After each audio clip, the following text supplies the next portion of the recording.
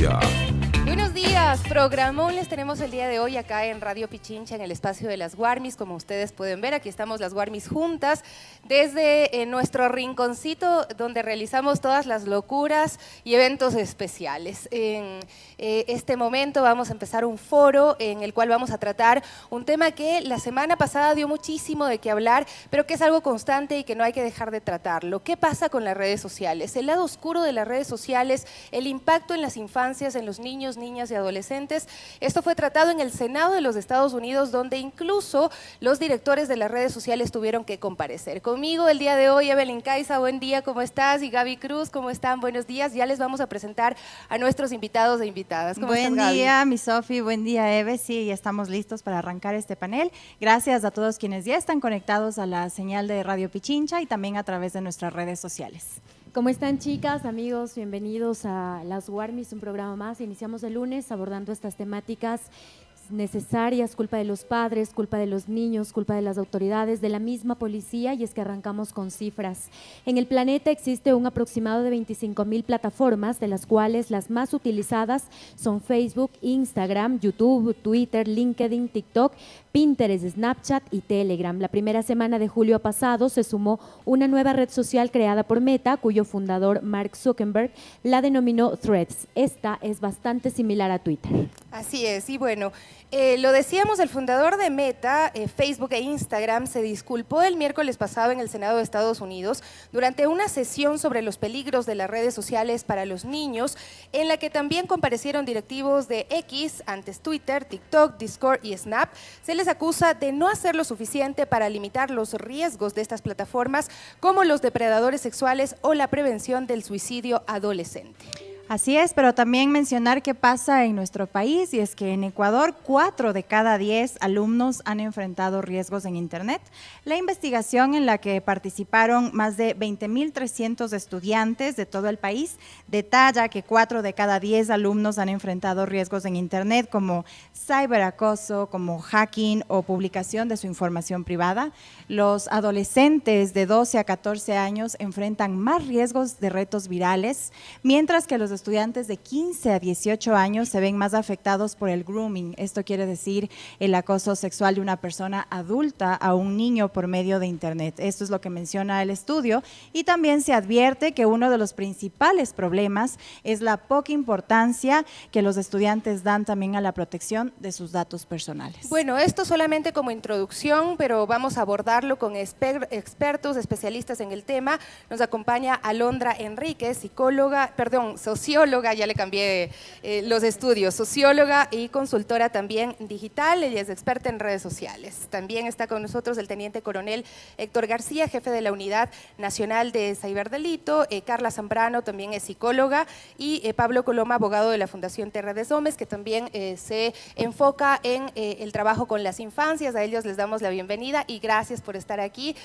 por atreverse a generar este debate tan importante y plantearle preguntas incluso a la ciudadanía, asumir también cuáles son nuestras responsabilidades. Así es que bueno, vamos a empezar saludando con Alondra, y te pido por favor, en torno a lo que habíamos dicho, una breve introducción. ¿Qué es lo que tú dirías, la primera lectura que le darías a este tema?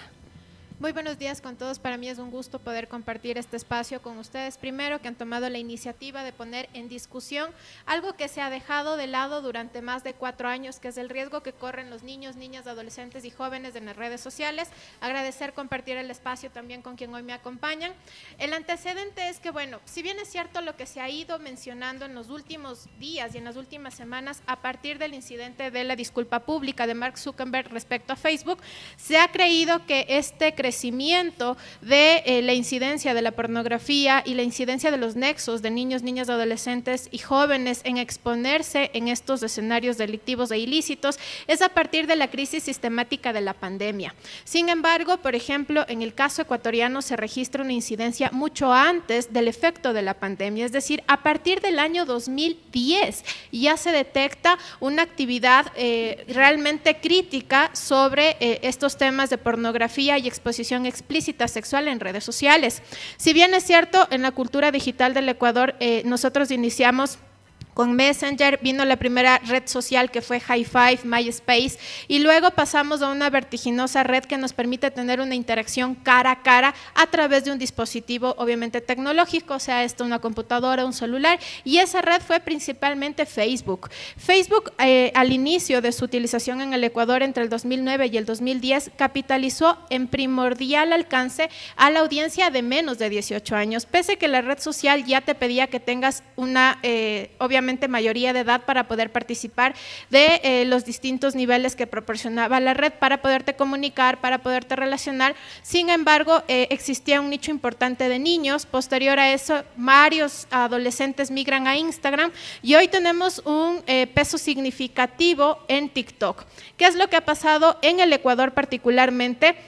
La exposición mediática de niños, niñas y adolescentes se da a partir de estos novedosos grupos donde los colegios exponían a los mismos estudiantes. Estos grupos o estas fanpage se denominaban Linduritas de Espejo, Crush, Colegio Benalcázar, Novedades, Chicos, Chicas, Colegio Montúfar, donde a partir de estos influenciadores quedaba fácil para los cazadores y depredadores sexuales tener información relevante como nombres, números de celular, ubicación. Y aquí en Quito particularmente, en el año 2018 tuvimos un caso que estremeció a la ciudad, que es el caso de Carolina, una niña de 13 años que apareció en una quebrada de la capital y que además por error de la policía se le había denominado como una NN, porque no se conocía su identidad hasta 2 días después que le notifican a su madre que su hija había sido encontrada muerta por asfixia y por violación. Este caso lo abordaremos desde mi lado particularmente como la evidencia de que si bien es cierto esta realidad se agudiza en la pandemia y la pospandemia, nosotros ya teníamos mucho antes un contexto que era libre y que no estaba siendo controlado respecto a la caza de niños, niñas, adolescentes y jóvenes en este tema.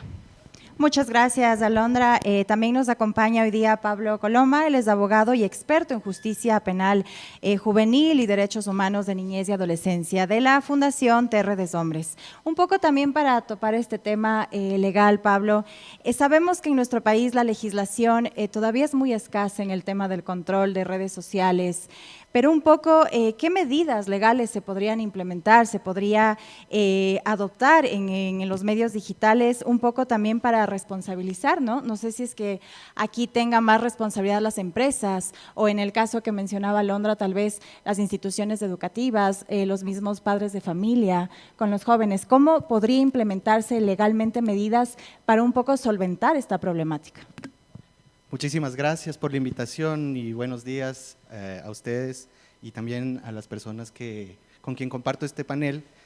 Yo quisiera empezar haciendo una contextualización también que es muy interesante, sobre todo porque desde 1989 que se aprueba la Convención sobre los Derechos del Niño, han pasado más de 30 años y recién en el 2021 el Comité de los Derechos del Niño, que es el organismo encargado de supervisar y asesorar a los estados en la garantía de los derechos de los niños, es recién hace pocos años que se hace un análisis de cuáles son las implicaciones sobre los derechos en general de los niños en el entorno digital. Y entonces el Comité de los Derechos del Niño plantea esta reflexión en torno a que justamente esta convención un poco como que comparte el mismo amanecer, digamos, que también el Internet. Entonces, difícilmente hace 30 años era, digamos, necesario, por así decirlo, el tener este tipo de reflexiones en torno a la garantía, a la vigencia de los derechos del niño en un entorno digital como el actual. Ahora, el Comité de los Derechos del Niño también un poco nos ubica también a nosotros los adultos en cuanto a la responsabilidad que tenemos, sobre todo de entender la magnitud del problema, porque la evolución del entorno digital, de las redes sociales ha sido tal que en un principio, claro, para nosotros era fascinante, yo recuerdo en el colegio entrar a la internet y descubrir tantas cosas, pero claro, eso daba cuenta de un entorno en el que solo éramos consumidores de contenido. Luego fueron avanzando estas tecnologías, ahora también además de consumir las podemos producir, ¿no es cierto?, con un dispositivo que está en nuestro bolsillo. Y la interacción social se ha hecho tan profunda que hoy por hoy ya se está hablando de una ciudadanía digital, es decir, ya una ciudadanía en el sentido completo de la palabra, ¿no es cierto? Un entorno en el que hay derechos, hay también responsabilidades. Entonces, eso nos da cuenta, claro, de que es una situación que requiere nuestra atención. Y, por supuesto, en general, cuando hablamos de los derechos de los niños, estamos hablando sobre todo a partir de un principio que es el de la corresponsabilidad, que ya el comité lo planteó, la convención lo contiene y además está en nuestra Constitución, en el artículo 44. Y básicamente establece que es responsabilidad del Estado, la sociedad y las familias justamente velar por la vigencia de los derechos de los niños y por su desarrollo integral. Ahora, el entorno digital presenta una serie de desafíos, sobre todo porque podríamos decir que, y apelando un poco al título que se le ha dado al conversatorio, los riesgos que se corren en las redes sociales podrían básicamente establecerse en dos vías. Por un lado, los niños, niñas y adolescentes podrían ser víctimas de la violación de sus derechos, varios que se pueden mencionar, pero a la vez también pueden convertirse en victimarios de los derechos de otras personas, precisamente porque las tecnologías habilitan una serie de posibilidades en las que los chicos pueden, sin saber que lo están haciendo, cometer infracciones de carácter incluso penal y que pueden traer consecuencias. Ahora, entonces, y con esto concluyo, justamente la cuestión está en la responsabilidad de todas las instituciones, de toda la sociedad y de las familias en abordar estos temas de forma directa y de forma clara. Y también la obligación que tenemos como sociedad de abordar de estos temas desde la salud mental. Por eso nos encontramos también con Carla Zambrano. Ella es psicóloga clínica y magíster en psicología social, trabaja en consulta privada, es investigadora y consultora en temas de salud mental y derechos humanos. Carla, yo quiero poner sobre la mesa un tema y era el caso de Jair, el niño de España al que le hicieron bullying tantas veces, subieron sus videos a redes sociales, las autoridades, digamos, no pudieron hacer nada y fue la misma sociedad, fue el mismo tejido social el que tuvo que hacerle acompañamiento, enviándole videos de apoyo, enviándole saludos, enviándole felicitaciones, lo que paró un poco que él tenga estos deseos de suicidarse. Ahora, ¿cómo puede la sociedad también contribuir a que las redes sociales dejen de ser un poco más peligrosas, no solo en el aspecto de los depredadores sexuales, sino también de los niños mismos que hacen bullying a sus compañeros? Bueno, igual me voy a unir a la gratitud a estar aquí con ustedes, con estas personas tan capaces en sus temas y bueno, toda la gente que nos escucha. Algo que justamente mencionabas es el tema, y que lo mencionaba acá también mi compañero, él decía la corresponsabilidad. ¿Qué pasa con las redes sociales? Justamente puede ser una herramienta espectacular para la información, para conectarnos, porque también eso es importante en la conexión social, en la parte de salud mental. Las redes sociales nos permiten acercarnos un poquito más, asimismo nos permiten distanciarnos. Tiene un componente bien particular de esta dualidad, de esta ambivalencia también.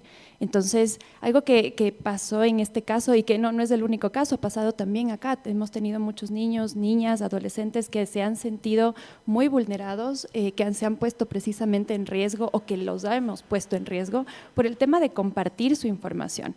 El tema del bullying cibernético es una cuestión muy complicada, se ve en la consulta privada constantemente. ¿De qué? De que pasa algo que puede ser algo muy simple, como que alguien se equivoca en clase, puede ser algo que estás caminando y te caes, algo cotidiano que nos pasa a todas las personas y si eso se registró en redes sociales se puede viralizar en segundos. Entonces, los casos que han pasado acá, que se ven en consulta privada, cada vez existe una afectación sobre los cuerpos y eso también es importante nombrar, pero algo que yo he podido notar que ayuda muchísimo a las personas en este sentido es que existe una comunicación mucho más clara y que haya alguien, sea compañeros, compañeras, algún adulto, sea del colegio, sea de los padres o madres de familia, que sean un punto de apoyo clave para que esta persona pueda decir esto me está pasando. Porque a veces no sabemos, hay muchas personas que sabemos, hay instituciones que saben y no se hacen cargo, hay otras que sí se hacen cargo.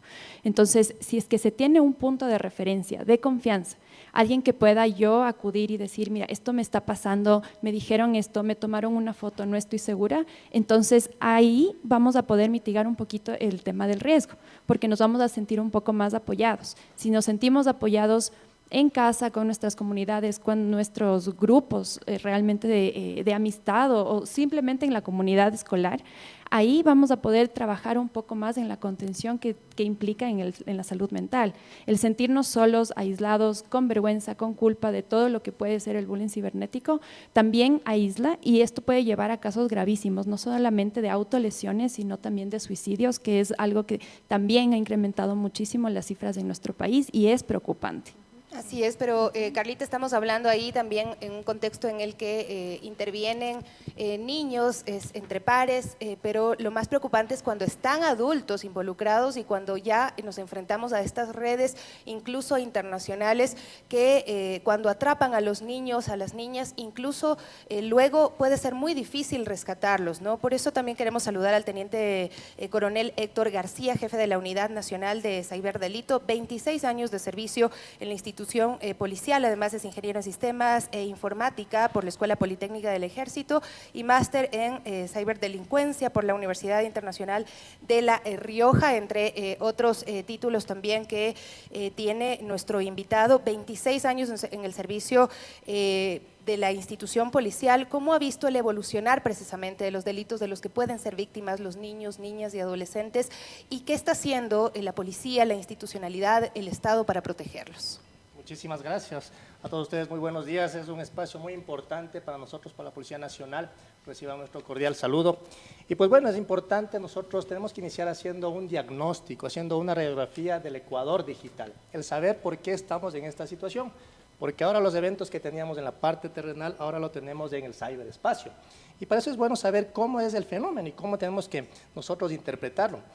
Aproximadamente somos 18 millones de habitantes en el Ecuador, ¿no es cierto? Y estamos justamente hablando de lo que nos decía nuestro compañero ya, de un ciudadano digital. ¿Por qué? Porque nosotros tenemos aproximadamente de estos 18 millones de habitantes, que el 92% de ellos tenemos conexión, por ejemplo, a un dispositivo móvil. Es decir, ya estamos interactuando a través de un dispositivo móvil, a lo que le llamamos ya también la famosa huella digital. Es decir, estamos nosotros dejando una huella en todas las acciones que realizamos utilizando estos artefactos. El 81% de los ecuatorianos usamos Internet, es decir, ya estamos en el Internet de las cosas. Ahora este concepto es muy importante, ¿por qué? Porque nosotros a través de un dispositivo podemos configurar muchas actividades nuestras, por ejemplo, algo tan sencillo como dejar configurado que nuestra cocina se prenda a tal hora y se apaga a tal hora, que nuestras persianas de la casa se activen inmediatamente, es decir, el Internet de las cosas. Miren, un dato muy importante, el 73% de los habitantes ecuatorianos somos usuarios activos de las redes sociales y aquí están inmiscuidos nuestros niños. Es decir, ya nos estamos convirtiendo en ¿qué? En adictos cibernéticos. ¿Qué es esto de los adictos cibernéticos? Que ya no podemos vivir sin un artefacto electrónico. Les comento que si ustedes se hubieran olvidado en esta mañana el celular, ténganlo por seguro que nos regresamos a la casa a recuperar nuestro celular. No podemos vivir sin seguramente. Y los llamamos ya como adictos cibernéticos. Pero un tema muy importante, tenemos el 8.2% de analfabetismo digital. ¿Qué quiere decir esto? Que desconocemos el adecuado uso de las tecnologías. Ojo, las tecnologías no son malas, el uso no es malo, se crearon para apoyar en el desarrollo del mundo. Lo que está mal es el desconocimiento, un conocimiento técnico, una capacitación para saber utilizar adecuadamente el celular y las TICs. Y otro importante dato que tenemos es la brecha digital que en Ecuador se está cerrando. Es decir, nosotros tuvimos el año anterior ya un incremento del 25% más para que el acceso en las zonas urbanas tengan acceso al Internet.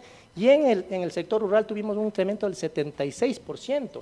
Es decir, que la brecha digital en el Ecuador se está cerrando. Entonces, analizando estos datos, vemos cómo el Internet, el uso de las tecnologías está creciendo en nuestro país y por ende van a aparecer nuevas modalidades delictivas. Pero esto es importante para nosotros tener en cuenta y saber qué hacer. Y el Ecuador está trabajando y está caminando en pasos muy firmes para la lucha contra el tema de la ciberdelincuencia, que lo vamos a seguir desarrollando en este panel, pero para que más o menos lo conozcan nada más, ahora ya tenemos un Comité Nacional de Ciberseguridad, que está conformado por dependencias como el Ministerio de Telecomunicaciones, Ministerio de Defensa, Ministerio del Interior, Cancillería, la propia Presidencia, son organismos, dependencias que nos hemos unido para ya tener una lucha frontal contra la ciberdelincuencia y dentro del comité, por ejemplo, tenemos ya la política y la estrategia de ciberseguridad. Entonces el país está caminando muy firme, estamos próximos. Pero esto en delitos generales de ciberdelitos, pero los enfocados en niños, niñas y adolescentes tienen un tratamiento especial. Claro que sí, justamente yo venía teniendo nosotros de la semana anterior, el día viernes justamente, nosotros tuvimos una sentencia a 22 años a un victimario que realizó el tema de pornografía infantil a un niño, 22 años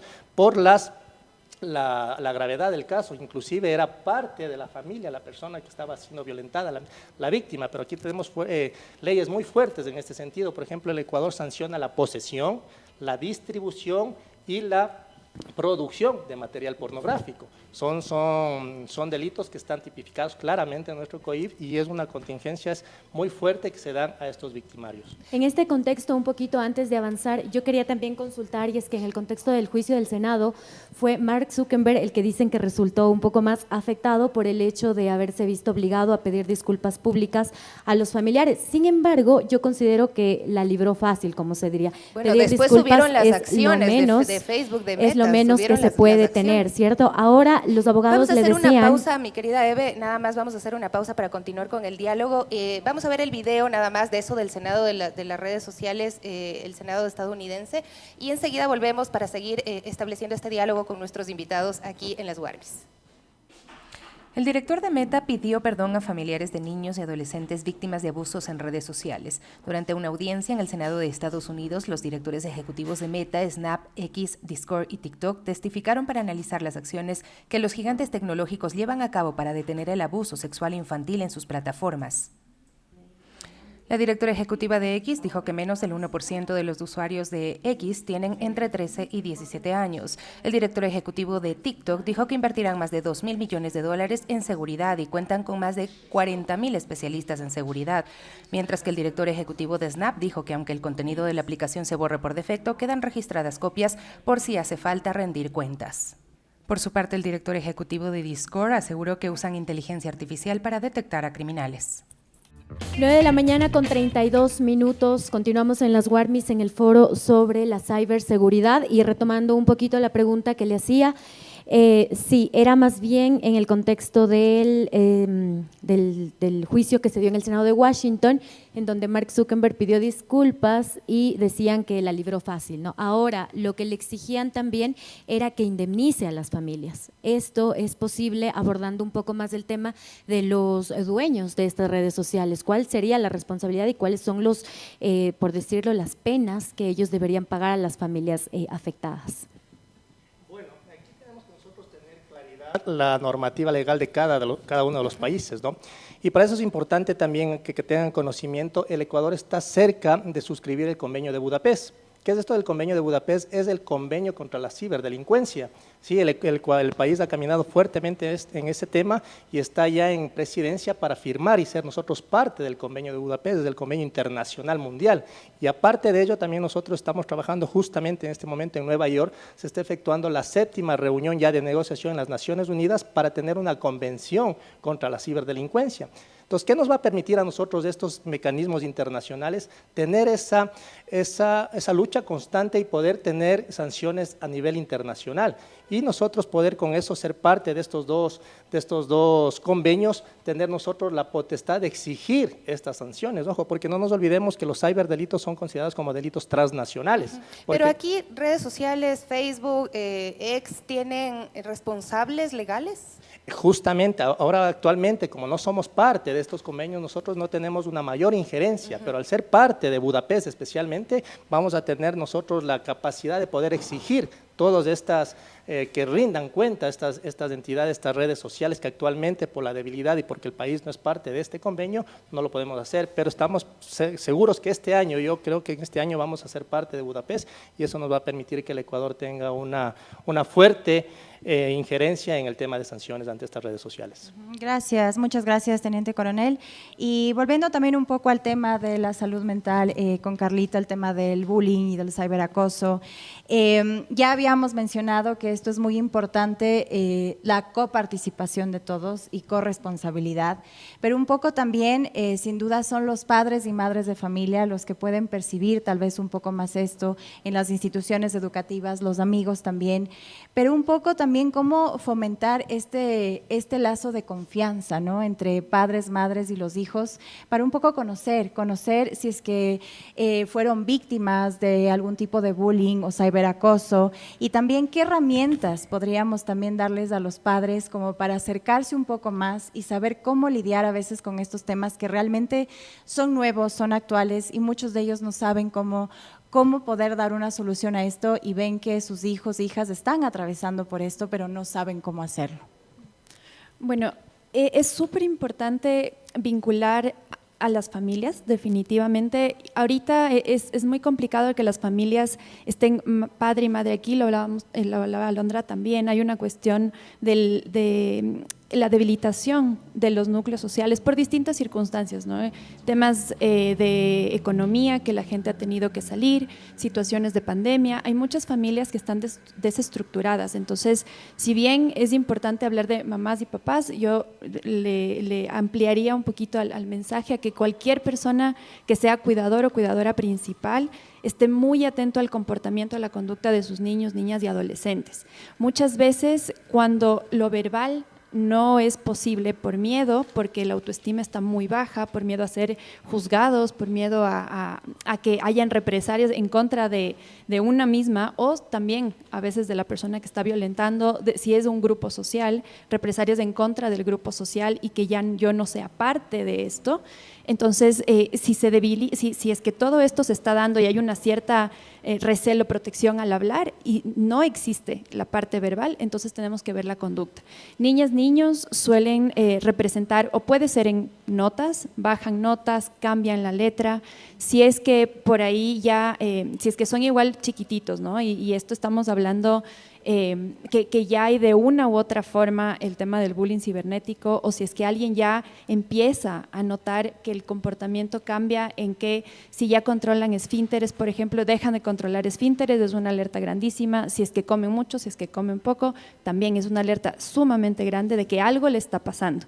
Y ahí es donde lo primero es poder indagar, poder preguntar qué está ocurriendo. La persona de más confianza, no siempre va a ser mamá, no siempre va a ser papá, a veces va a ser un hermano mayor, a veces va a ser una prima con la que hay más afinidad, y entonces apoyarse para que la persona no se sienta sola. El preguntar qué pasa ya nos marca una ventanita, ¿sí? Puede que la persona no lo responda inmediatamente por todas estas cuestiones que yo les mencionaba, pero ya va a saber que cuenta con alguien.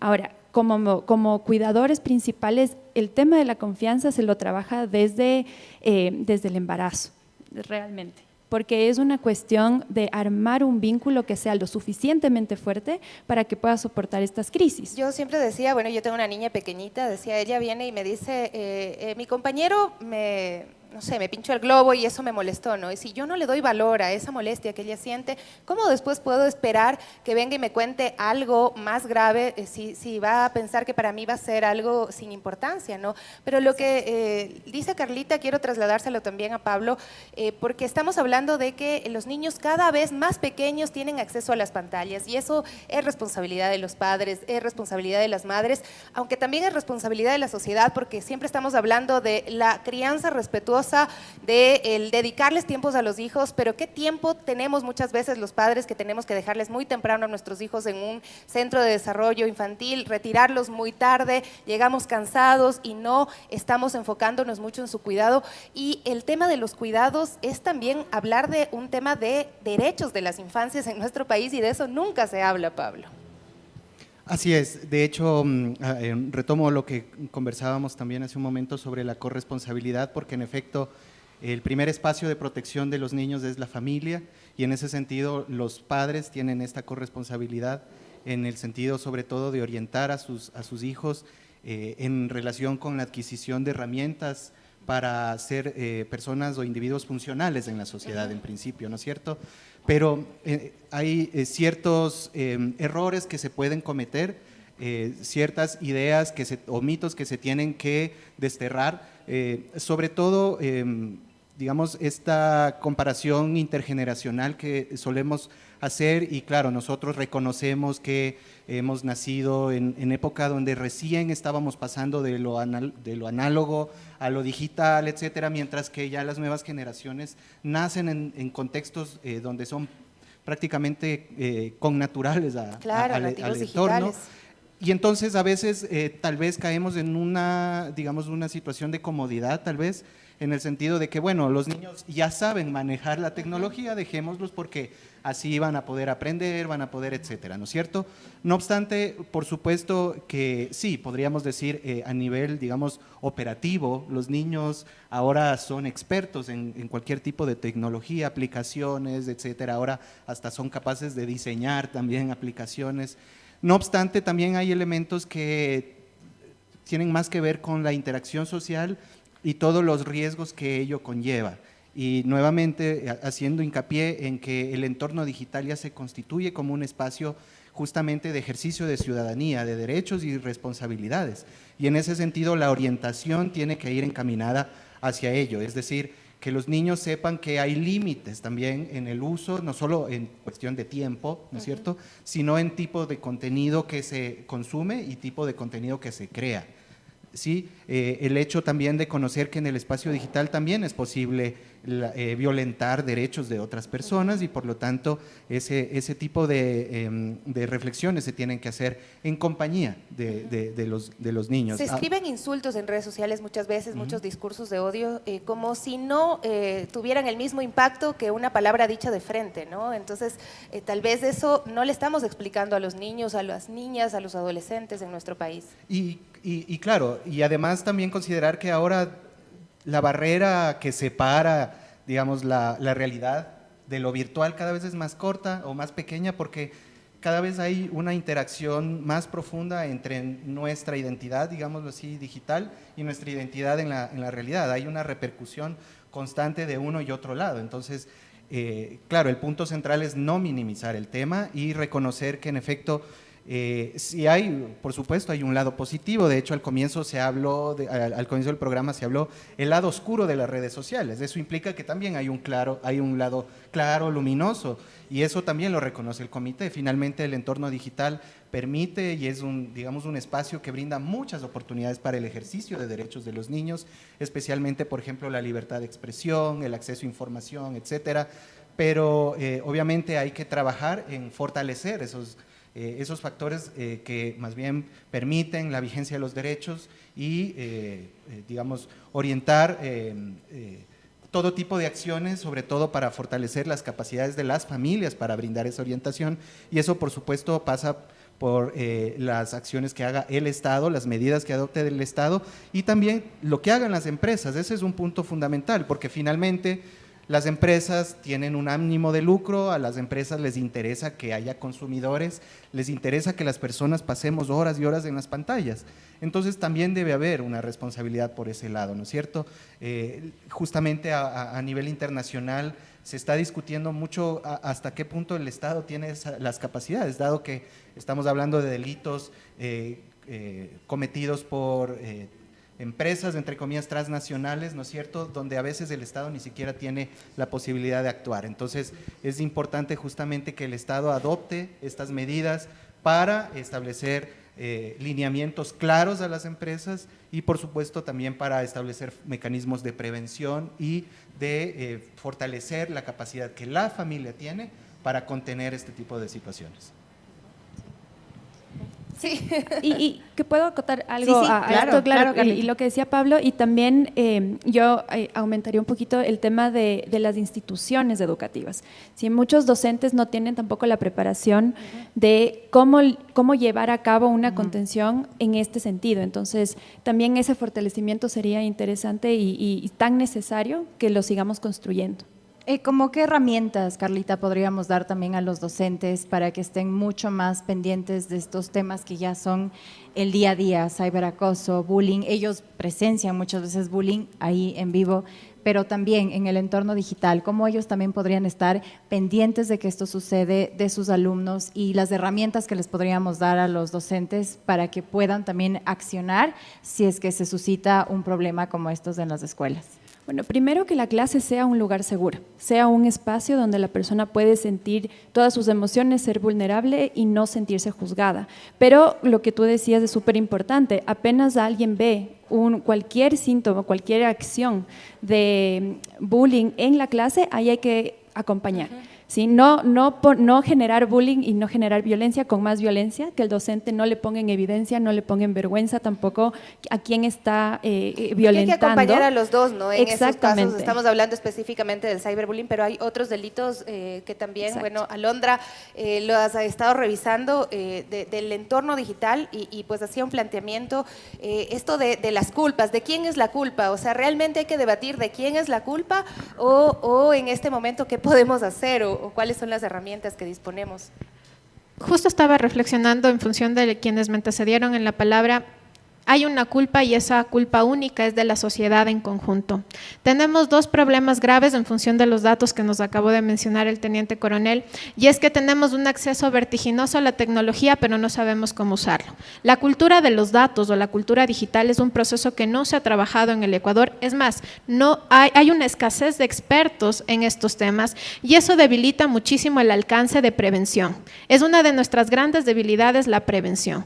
¿Qué es lo que ha pasado en el Ecuador? En el Ecuador tenemos 3 sistemas donde los niños se desarrollan. El primero o la primera instancia donde los niños tienen su desarrollo es la escuela, que en principio es la más extensa porque pasan de 6 a 8 horas en una institución educativa. Dentro de las instituciones educativas, ni los docentes ni los DECES están en la capacidad de entender qué pasa en las redes sociales.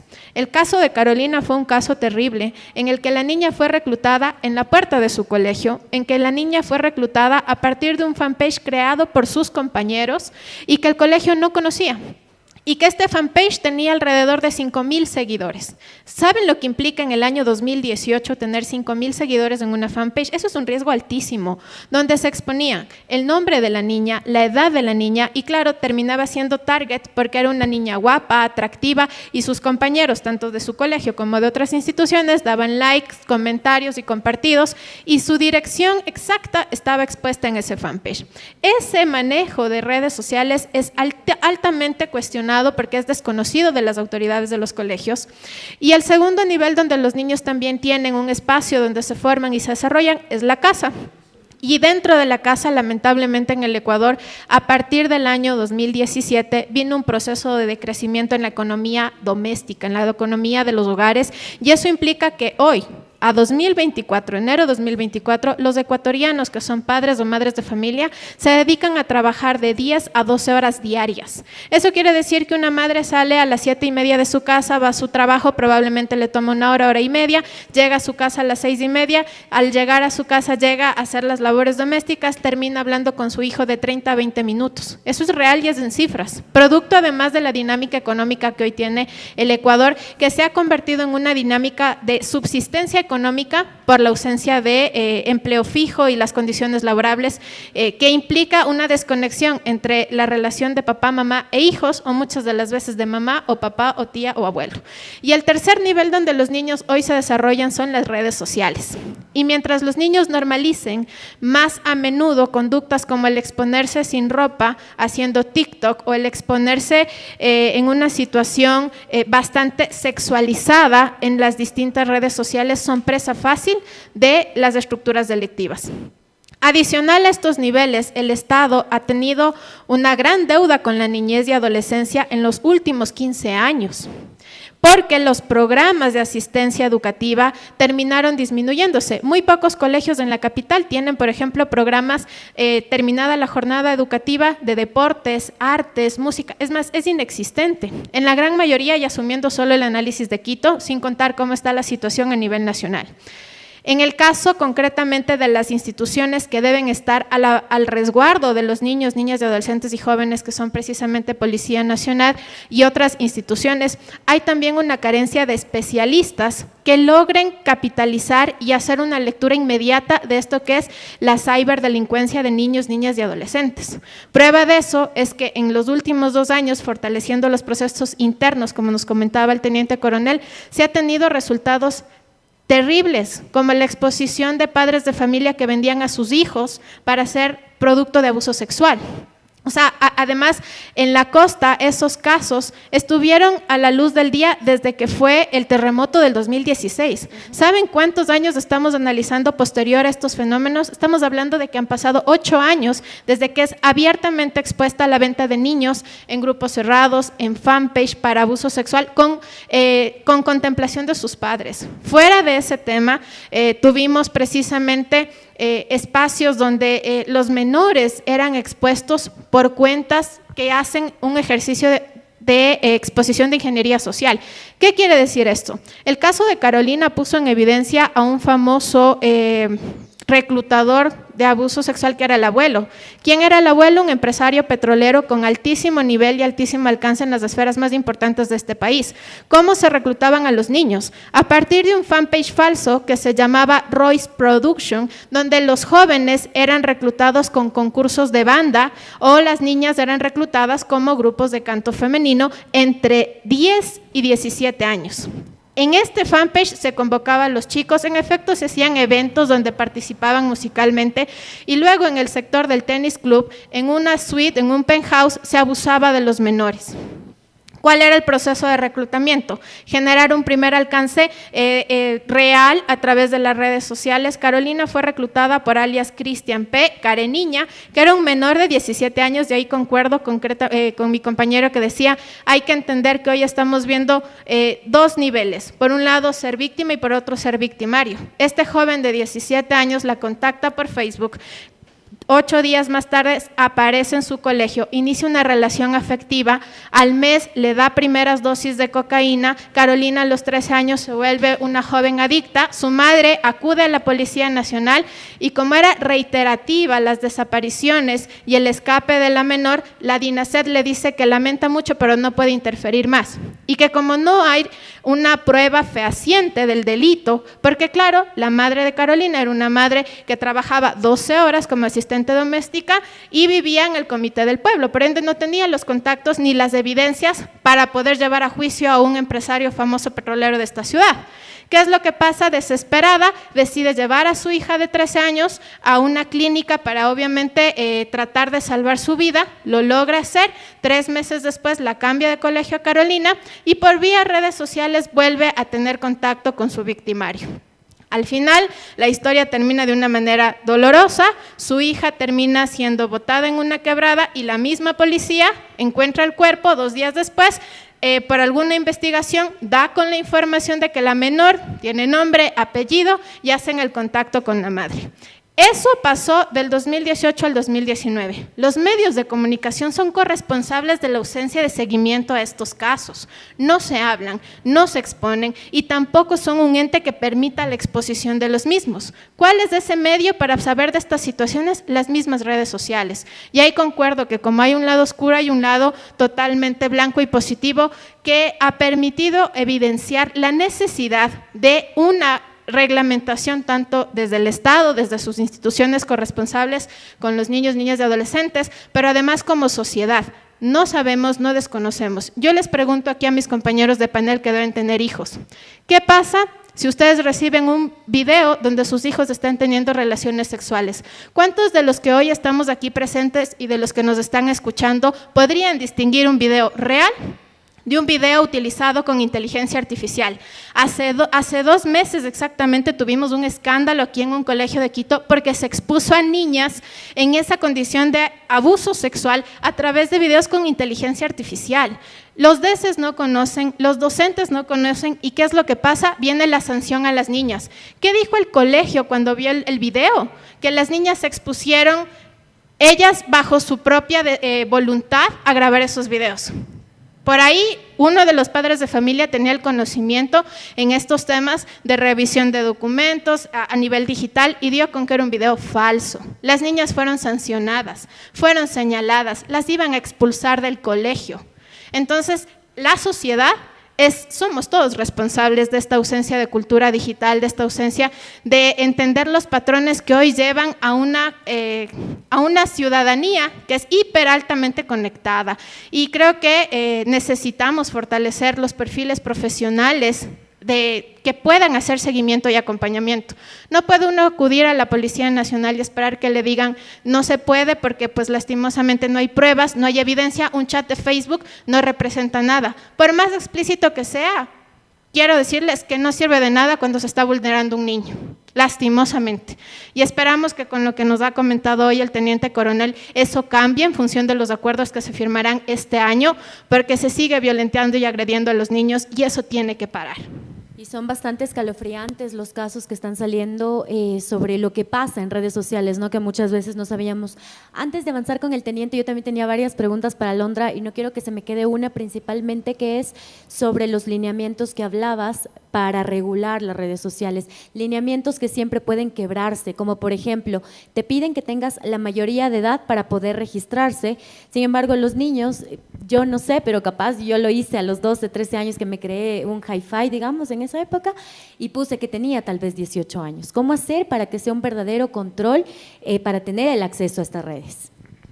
En el caso de la facilidad que uno tiene para crearse un perfil, no, ahora Facebook te pide que subas algún elemento para verificar tu edad, tu número de celular o de plano tu cédula, para que la cuenta sea realmente verificada. Pero en el caso de TikTok no existe ninguna reglamentación. Los niños de 6 años tienen cuenta en TikTok y eso corresponde más a un control parental. Definitivamente no se le puede acusar a la institución educativa o a otra instancia si es que uno accede como papá a, no, qué bonito que está el trending, yo mismo te creo el Facebook y le damos la libertad para montarse en trendings que además son inapropiados para su edad. Yo siempre suelo decir algo, para entender las redes sociales hay que quitarse el sesgo moral. Porque es un espacio donde no se regulan ni principios ni la moralidad, porque es un espacio de entretenimiento que además por su crecimiento ha sido casi escasa esa reglamentación en principios o ética de forma natural por la sociedad que los ha utilizado.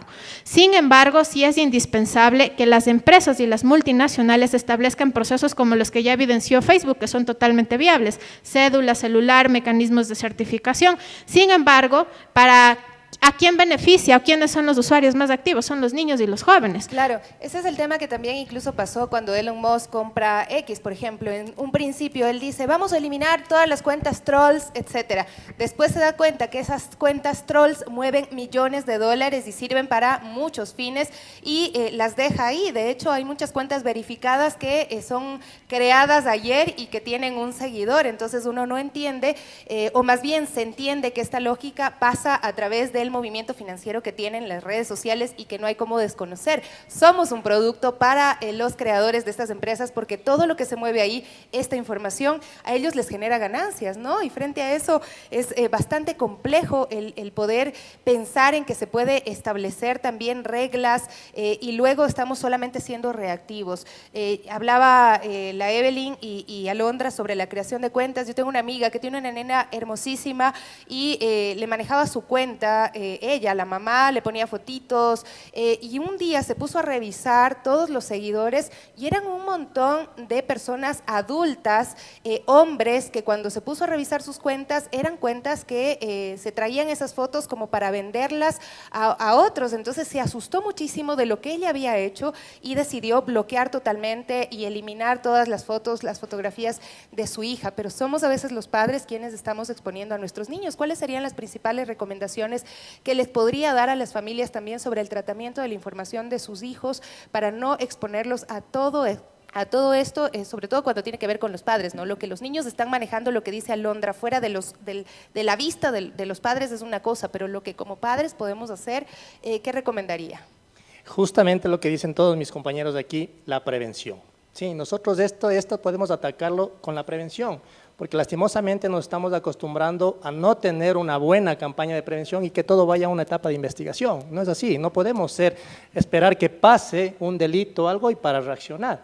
Entonces la prevención viene de todos, Policía Nacional, los medios de comunicación, padres de familia, y es así que nosotros, Policía Nacional, el año anterior cerramos con más de 20.000 personas capacitadas en escuelas, colegios, universidades, padres, docentes, los propios niños, y llegando con imágenes que les llegue y que vean cómo es la exposición. Entonces la prevención es muy importante.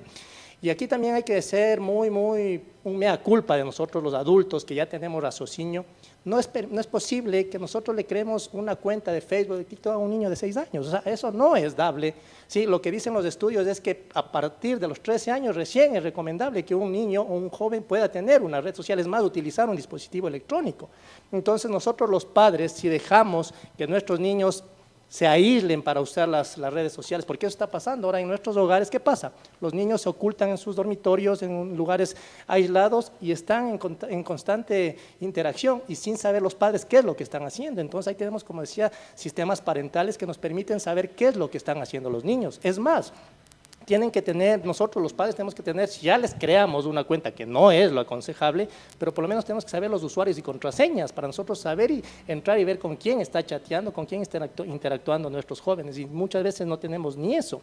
¿Qué más? Nosotros tenemos que poner políticas en el hogar de horas de uso. Ok, tú entre semana tal vez no me utilizas los dispositivos electrónicos, fin de semana tendrás un espacio de 1 a 2 horas, pero visible. Entonces nosotros tenemos que tener reglas y normas en nuestro hogar. Miren el video que nos ha traído a este foro, claramente uno de los propietarios de esta red, de este video, ¿qué nos dice? Que los hijos de ellos no utilizan esas redes sociales.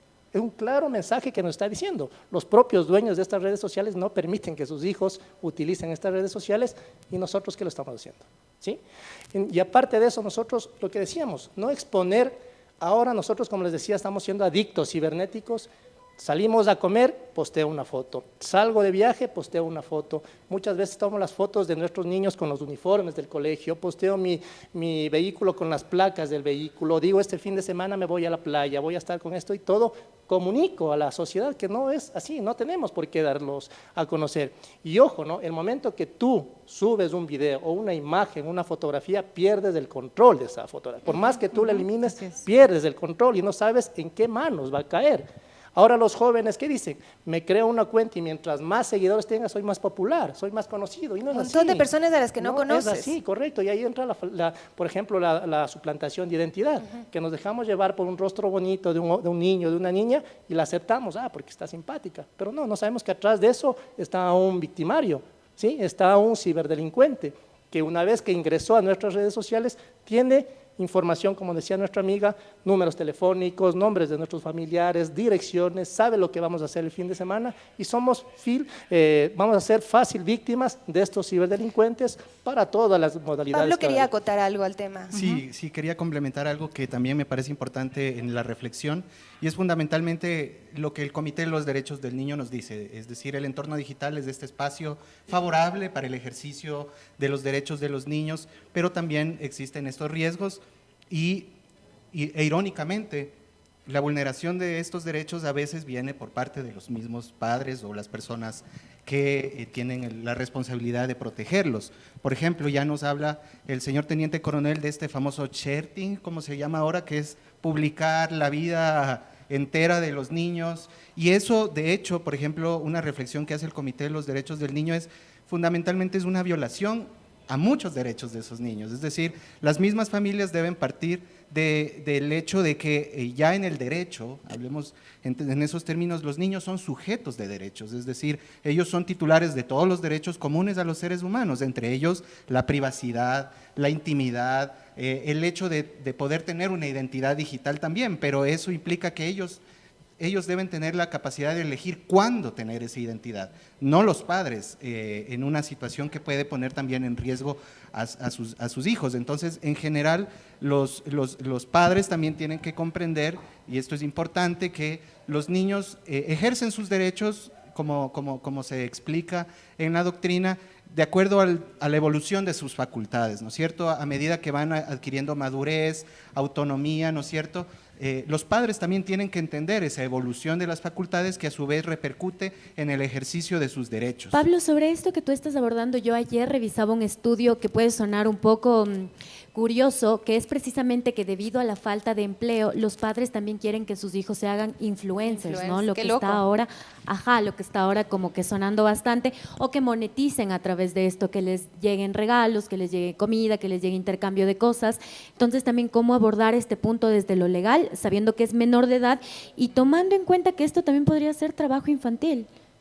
Sí, en un punto puede convertirse en explotación, sobre todo porque también hay que reconocer los niños si bien no lo hacen de la misma forma que nosotros, también pueden comunicar su incomodidad, el hecho de no sentirse bien haciendo cosas a los que se les obliga, e incluso desde la misma legislación se ha reconocido que a los niños hay que garantizarles el derecho a la educación, al esparcimiento, al ocio, a acceder a información, a jugar, etcétera, y no existe como tal, digamos, esa posibilidad que los padres dispongan absolutamente de la libertad de sus hijos y puedan utilizarlos, como se dice, como influencers de una u otra forma, porque finalmente se está exponiendo a que muchos de sus derechos finalmente no se puedan ejercer, digamos, a pretexto de incrementar los ingresos en la familia. Justamente quería también hablar un poco ya del después. Es muy importante lo que ustedes han mencionado. Prevención es la clave en este momento de todo. El problema es que sí, cuando ya pasa y obviamente no supimos cómo abordar el tema, y cuando ya pasó, un poco para que Carlita igual pueda dar luces tal vez a las personas que nos están escuchando, padres, madres, cuidadores de niños, niñas y adolescentes que ya padecieron un tema de ciberacoso, de bullying, un poco cómo saber mitigar este impacto emocional en ellos, ya cómo abordar todo esto cuando ya están sumidos en tal vez algún tipo de depresión, en algún tipo de problema que ya sabemos que es muy grave y que no podemos, nosotros también no tenemos las herramientas para ayudarlos. ¿Cómo poder ya abordar eso y poder ayudarles en ese sentido? Bueno, primero es nunca culpar a la víctima. Sí, eso es de las cosas más importantes que tenemos que hacer. Y claro, si no tenemos las herramientas y sentimos que no sabemos qué hacer, buscar apoyo justamente de profesionales en salud mental. ¿Sí? Los profesionales en salud mental tenemos todas estas herramientas, no solamente de acompañamiento y reparación a la persona que fue víctima, sino también al entorno. ¿Por qué? Porque obviamente va a venir tendría que venir una reflexión, ¿sí?, de todo el ambiente que supo o no supo, que no supo prepararse en el tema de prevención, y esto también puede generar mucha culpa interna. Entonces, si estamos con la carga de las culpas, de la vergüenza, si además esto se viralizó de una forma en la que es completamente público, las caras, las historias, es importante tener una contención. Entonces, si es que realmente no sabemos qué hacer, buscar apoyo en salud mental. Aquí siempre vamos a tener las herramientas. Es importante decir que siempre cualquier contexto terapéutico de salud mental tiene un secreto profesional. Eso quiere decir que la persona va a poder expresar absolutamente todo lo que siente, no va a estar juzgada, y en este secreto profesional se va a proteger precisamente todo lo que también se rompió, ¿no? Mucho de los crímenes de los que estamos hablando parten de un elemento de confianza. La persona confía en quien está al otro lado, la persona confía en quien le escribió y le dijo, esta es muy linda. En el caso que Alondra nos mencionaba, la pareja, alias, dijiste exactamente, él se acerca y es pareja. Entonces, esto parte de la confianza, y el momento que uno ya está confiando es muy susceptible a poder creer, al poder abrirse de formas y dar detalles, no solamente de información como mencionaban los compañeros de a dónde voy, la placa del auto, sino muy personales, donde existe mucha vulnerabilidad. Entonces, para que esto se pueda reestructurar, se necesita tener un espacio seguro, una contención, no juzgar. Esto sí, soy súper enfática y lo repito, porque es algo de las primeras reacciones que tenemos. Justamente lo que pasó en el colegio se juzgó a las chicas, se les acusó de que ellas fueron las personas que aceptaron ser parte de ser filmadas. Entonces, todo ese tipo de prejuicios que tenemos, es importante reflexionar, cuestionar, y poder brindar estos espacios con mucha escucha activa, y también haciendo una corresponsabilidad de que no vi por muchas cuestiones. Ustedes decían, y lo mencionábamos aquí, el tema del trabajo de madres, padres, cuidadores, es una cuestión muy importante, ocupa mucho tiempo, pero podemos tener tiempo de calidad. Esos 20, 30 minutos que estamos en casa, realmente estemos en casa, no estemos en nuestras propias redes sociales. ¿Sí? Los niños, niñas y adolescentes, claro, sí, aprendemos mucho con observación. Y por eso decía, este es un espacio mucho para la autocrítica también, ¿no? Alondra narraba una situación muy difícil al momento de la denuncia, y también que en la sociedad ecuatoriana estamos tratando de romper todos estos temas de género que ponen en vulnerabilidad también sobre todo a las niñas, a las adolescentes, a las mujeres, a las personas de las diversidades sexogenéricas.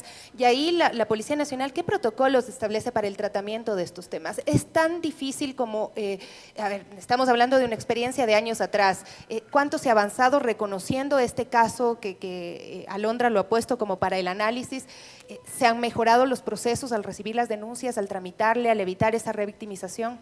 Justo también solo para añadir, Sofía, el tema de que mencionaba Carlita de contención emocional, reparación integral, cómo también lo están manejando desde las instituciones del Estado hacia las personas que sufren este tipo de ciberacoso, de bullying y sobre todo niños, niñas y adolescentes. Bueno, antes de eso yo quiero también aumentar lo que nos decía nuestra amiga, no tenemos que normalizar. Un problema que estamos teniendo en la sociedad es que estamos normalizando, estamos viéndolo como algo normal, que a una niña se le haga ciberbullying, a un niño, a una niña que esté siendo acosada sexualmente, estamos normalizando. Ojo, o minimizando. Y muchas veces esta normalización se da en el entorno familiar, porque ya les comentaba, la anterior semana tuvimos esta sentencia que el padrastro era quien victimaba a la niña. ¿Sí? Esta semana van a tener ustedes unas buenas noticias, van a tener un operativo muy fuerte contra este tema de pornografía infantil, donde igual el entorno social familiar es la víctima, es el victimario en contra de la víctima, entonces no tenemos que normalizar. Y segundo, lo que ustedes decían, aparte del acompañamiento psicológico que especialistas lo dan, tenemos que poner en conocimiento de las autoridades. ¿Sí? Y ojo, la denuncia no se la pone a Policía Nacional, la denuncia tenemos que ponerla en Fiscalía General. ¿Sí? Fiscalía es quien aboca la denuncia, ¿con qué fin? Primero con el fin de enmarcar en una tipología delictiva. ¿Sí? Fiscalía es la encargada de enmarcar y ver qué delitos se está cometiendo, y en base a eso, Fiscalía delega la investigación a una unidad especializada de Policía Nacional. En este caso, la Unidad Nacional de Ciberdelitos, que ojo, nosotros tenemos ya 13 años de experiencia en este tema y nosotros tenemos una sección especializada justamente para el tema de pornografía, que es violencia digital, donde nosotros tenemos investigadores, no solamente expertos en investigación, sino en este tema de tratamiento a los niños, niñas, ¿para qué? Para no victimizar, porque esto también es muy importante, no volver a revictimizar a la víctima, ya que tuvo esa mala experiencia, nuevamente revictimizarlo, tenemos que ser muy cautos en esto. Entonces tenemos nosotros especialistas a nivel de Policía Nacional para hacer un tratamiento adecuado de estas víctimas. Y aparte de eso, nosotros tenemos acompañamiento, por ejemplo, de la Embajada de Estados Unidos. Nosotros tenemos un acompañamiento muy importante donde ellos colaboran, porque uno de los objetivos de estos operativos, aparte de detener a los victimarios y poner a órdenes de la autoridad competente, es rescatar a la víctima. ¿Y cómo lo rescatamos a la víctima? Es dándole este acompañamiento psicológico, este acompañamiento que necesita de expertos, y por ejemplo la Embajada de Estados Unidos propone de una manera totalmente gratuita hacer el acompañamiento con estos expertos. Aparte de eso, inclusive hemos llegado nosotros que les acompaña ya en el desarrollo educativo. Les han dado becas, les han permitido viajar al exterior a estas personas para ayudarles de una manera integral. Entonces el Ecuador, Policía Nacional y sus diferentes organismos saben ya cómo tratar adecuadamente esta información. Pero ¿qué es lo que está pasando? Que muchas veces nuestros ciudadanos no dan a conocer esta situación, tal vez por desconfianza, por desconocimiento, pero gracias a estos medios es donde nosotros les hacemos este llamado a la ciudadanía que pongan en conocimiento de las autoridades. Y Teniente, ¿cómo está un poquito ya para finalizar la data sobre los detenidos por estos delitos y también un poquito abordando desde el otro lado qué se hace con ellos, ¿no? Tomando en cuenta que muchos son menores de edad o se los envía a la cárcel y pues sabemos que las cárceles son todo menos centros de rehabilitación? Bueno, aquí tal vez nuestro amigo experto en el tema de leyes nos podrá abarcar mejor, pero nosotros tenemos que diferenciar. Tanto para niños, para jóvenes existen leyes especiales, no es por el hecho de ser niños o jóvenes que no van a tener una sanción, tienen una sanción pero de otra manera, con su normativa que es para su edad. Pero para adultos, sí, nosotros hemos tenido casos de hasta de 33 años de sentencia de privación de la libertad. ¿Sí? ¿Por qué? Porque nuestras pruebas son contundentes, es decir, el trabajo que se realiza en Policía Nacional son elementos que luego se convierten en pruebas, pero de carácter técnico, donde ningún abogado, por más experto que pueda, y más que todo el raciocinio del juez, son imágenes muy fuertes, ¿no? Que uno se pone en conocimiento de la autoridad competente, que son ratificantes para tener este tipo de sanciones. ¿Qué es prueba y qué no? También como para darle una luz a nuestros amigos y amigas oyentes que nos están escuchando, ¿qué es prueba y qué no? Yo encuentro una conversación donde veo acoso, donde ya veo fotografías, invitaciones no sé, a salir con una persona adulta, a un menor, ¿eso ya es una prueba? No. Justamente cuando tú tienes cualquier familiar, padre, etcétera, hace la visualización de este mensaje, de este chat, es un indicio. ¿Cuándo se convierte en prueba? Primero, cuando ya ingresa en un proceso judicial y segundo, cuando ha sido sometido a las pericias pertinentes, ¿sí? Por ejemplo, Policía Nacional tiene el departamento de criminalística y dentro tenemos nosotros los expertos en informática forense, que son los encargados de manejar la evidencia digital. Entonces, esa evidencia es sometida a procesos periciales y bajo este procedimiento son ingresados en el proceso judicial y se convierten como pruebas. Sí, entonces la evidencia es algo que tú lo manipulas en una primera instancia y luego tienen que ser convertidos en prueba. Es importante también eso apuntarlo porque las familias de las víctimas o las víctimas deben saber que estos procedimientos también son largos, son amplios. Alondra, una cosita nada más para olvidar este tema, es importante que los familiares que tienen esta evidencia no la manipulen, no la eliminen, por ejemplo, no la borren, que la tengan de una manera resguardada para que sea puesta en conocimiento de los expertos, ¿sí? Porque sí, ojo, la información, la evidencia digital es volátil.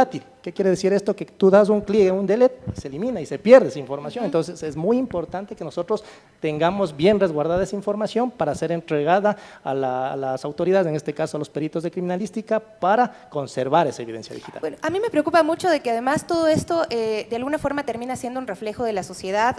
Veíamos con Gaby, analizábamos lo que ocurrió en una sentencia en España con los moderadores de Facebook, de Meta, que estaban abrumados mentalmente por todo el contenido que tenían que eliminar con gente que subía violaciones, personas que subían ya hechos delictivos, decapitaciones, un montón de cosas que ellos terminan diciendo, yo no sabía que la humanidad era tan perversa hasta cierto punto. Entonces, esta frase para mí fue lapidaria y uno debe saber que cuando te metes a las redes sociales, esa realidad está ahí, está presente y aunque iniciamos viendo mensajes de odio cuando te dicen cosas horribles, etcétera, lo otro que son estos actos ya que han pasado al plano de la realidad, o sea, digamos de la materialidad más allá de lo digital, también está ocurriendo. ¿Qué es lo que más la gente sigue en redes sociales, los contenidos que la gente está buscando, que son ese reflejo de la sociedad de la que estamos hablando? En este sentido, sí es importante precisar algunos elementos respecto a la pornografía, que es uno de los primeros elementos fáciles de visualizar, inmediatos de compartir y que tiene un alcance exponencial. Y se usa además como mecanismo inescrupuloso muchas de las veces por marcas, por partidos políticos o por estructuras que tienen cierto tipo de intereses a la hora de capitalizar interacciones o alcance con esta audiencia, que es la más fácil. Si ustedes entran a Facebook, a partir de los Reels o las historias que se volvieron populares en la última modificación de la red social, es muy fácil tener contenidos explícitos de pornografía en una primera visualización. Nosotros tuvimos un caso de investigación en Centroamérica, en un país centroamericano del Caribe, en el que un partido político, para potencializar a su candidato presidencial en los grupos cerrados, porque los grupos cerrados tienen aparentes mecanismos para filtrar y controlar a los miembros de esos grupos, en estos grupos cerrados, a partir de todo el día se publicaba contenido político, en efecto del candidato. Su propuesta, sus videos, sus etcétera. A partir de las 8:30 de la noche, en estos mismos grupos cerrados de Facebook, se publicaba pornografía, explícita principalmente de mujeres, niños, niñas y adolescentes, no adultos, niños, niñas, adolescentes y jóvenes. ¿Con qué finalidad se hacía esto? Con la finalidad de acrecentar seguidores, principalmente niños, niñas y adolescentes, adultos, masculinos, y al final poder lograr un buen alcance del mensaje político del candidato. ¡Qué locura! Ese mecanismo es frecuente en espacios electorales en América Latina. Nosotros lo evidenciamos en Centroamérica, aquí en Ecuador no hemos detectado ese tipo de estrategias que además son inescrupulosas. Sin embargo, ahí tienes como un claro ejemplo de cómo se puede exponer este tipo de circunstancias al alcance de la audiencia y que es extremadamente fácil. Sobre las declaraciones del caso que ustedes mencionan, es inadmisible pensar que las redes sociales o las multinacionales no tenían el control de este tipo de actividades. Es impensable porque además los mecanismos de los algoritmos y los modelos de las mismas redes sociales alertarían a quienes los programan. Ahora hay una discusión trascendental y es que como sociedad estamos en la emergente necesidad de educarnos en el mundo y en el entorno digital. Mientras tengamos padres que desconocen los alcances de la inteligencia artificial, porque ChatGPT es una novedad de consulta inmediata, pero lo que se puede hacer con videos, audios y otros elementos son lo que más se va a seguir generando. Y si un como papá... los videos de Taylor Swift que rodaron millones de veces, falsos, ¿no? Y por ejemplo, de esta clase de situaciones, por eso es indispensable que como papás, como sociedad, entremos en este sistema. El teniente coronel acaba además de ratificar algo que es importante. ¿Cómo procedemos? Para un papá, la mamá, por ejemplo, de esta joven, acudió a la policía porque era su instancia más inmediata. El desconocimiento del debido proceso en casos de ciberdelitos, ciberacoso o delitos sexuales a través de la digitalidad es un desconocimiento alto en la sociedad ecuatoriana y tenemos que trabajar en educar en esos protocolos. Si alguien vive un escenario donde ve que su hijo va a ser vulnerable o es víctima de un alto riesgo de esta clase de situaciones, debe inmediatamente acudir a Fiscalía para que Fiscalía active los procesos. Pero eso no sabemos. Y hoy por hoy tenemos a niños en una situación de alto riesgo y que además el desconocimiento hace que se perpetúe el delito en cuestión de días, mientras que el proceso toma semanas. Entonces tenemos que además, es indispensable hacer modificaciones a la legislatura ecuatoriana para que esto sea inmediato. Policía Nacional no puede esperar que Fiscalía, y ya hemos visto Metástasis, los GDOs y el gran éxito de las mafias en el Ecuador han evidenciado que al menos las instituciones que regulan como la Fiscalía, tienen alto índice de corrupción. Y estos casos de pornografía, violencia en niños, niñas y adolescentes pueden tomar meses y seguiremos teniendo casos graves. Entonces, sí es importante que el Estado active una articulación conjunta con sus instituciones, que reglamente y que además eduque a la sociedad en qué hacer cuando estamos ante un escenario como este y poder generar mecanismos de manera inmediata preventivos para poder frenar a aquellos que ya se han logrado de alguna forma capitalizar. Justamente lo que menciona Alondra. Pablo, ya para finalizar, vamos a pedir conclusiones rapiditas a cada uno. Un poco, bueno, saber cómo nuestra legislación avanza a paso lento, no va mucho a la par de la rapidez con la que avanzan tal vez las redes sociales, los medios digitales. ¿Qué acciones legales podemos tomar para mejorar la aplicación efectiva de las leyes o tal vez a las instituciones educativas, como mencionaba Alondra, sobre educación en línea, sobre empatía en línea? ¿Qué podemos hacer? Bueno, me parece que es muy importante sobre todo que el Estado asuma sus principales compromisos, sobre todo aquellos que ha adquirido a nivel internacional, sobre todo porque justamente ahora ese énfasis que se hace en la vulneración de los derechos de los niños en el entorno digital hace pues imperioso que los estados adopten todas las medidas que sean necesarias. En ese sentido, la convención es muy clara, todas las medidas legislativas, administrativas, de política pública que sean necesarias precisamente para prevenir estas situaciones.